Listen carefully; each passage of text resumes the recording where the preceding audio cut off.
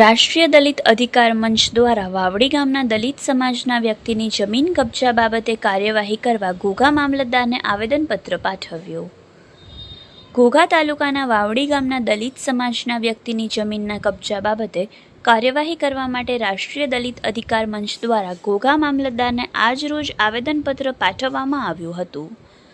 આ આવેદનપત્રમાં જણાવેલ વિગતો અનુસાર ઘોઘા તાલુકાના વાવડી ગામે રહેતા દયાળભાઈ જીવણભાઈ મકવાણાના પિતા જીવણભાઈ ખોડાભાઈ મકવાણાને નંબર LND 13960 અને નાયબ કલેક્ટર ભાવનગરના તારીખ 10 ઓગસ્ટ 1966 જમીન સાથળી નંબર 80,710 66ના હુકમથી જમીન મળેલ, જે જમીન દલિત સમાજના વ્યક્તિને મળેલ હતી, પરંતુ કાયદેસર કબજો આપવામાં આવેલ નહીં.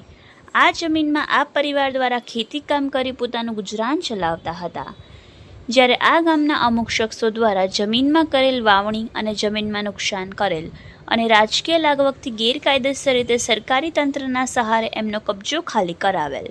વાવડી ગામે બીજા અન્ય લોકો દ્વારા સરકારી પડતર જમીનમાં ગેરકાયદેસર દબાણો છે, જે દૂર કરાવવામાં આવતા નથી, માત્ર દલિત સમાજના લોકોને ટાર્ગેટ કરવામાં આવે છે.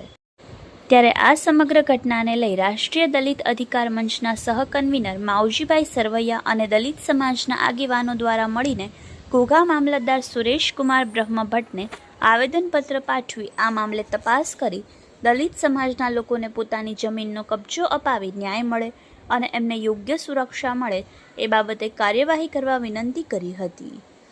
Bureau report, Yashvi Gujarat news, Ghogha. મારું નામ માવજીભાઈ સરવૈયા, રાષ્ટ્રીય દલિત અધિકાર મંચ ગુજરાત રાજ્ય. આજે ઘોઘા તાલુકાના વાવડી ગામે દલિત સમાજના જીવણભાઈ ખોડાભાઈ મકવાણા એમને જમીન 1965 સાથળીમાં જમીન મળેલ. એ જમીનનો એમના ઠરાવ થયેલો, જે તે સમયે જમીન માટે એના હુકમ આપેલો, હુકમ થયા પછી નોંધ પડેલ નહીં, એના હાથબારમાં પણ નામ ચડેલ નહીં. એમની પાસે 2012 સુધી કબજો હતો, માત્ર દલિત સમાજનો કબજો ખાલી કરવામાં આવ્યો. બીજા લોકોએ જે ગેરકાયદેસર વળ્યું છે કબજો આજની દિન સુધી ખાલી કરવામાં આવ્યો નથી.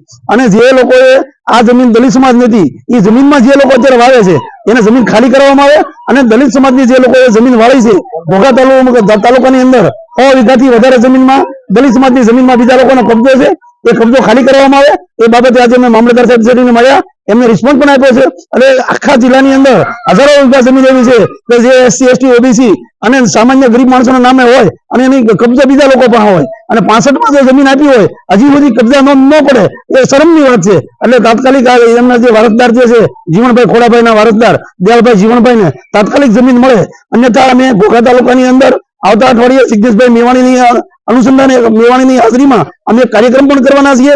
અમારે કાર્યક્રમ ન કરવો એ પહેલા કરવો પડે, એ પહેલા સરકાર ધ્યાન દે એવી વિનંતી છે.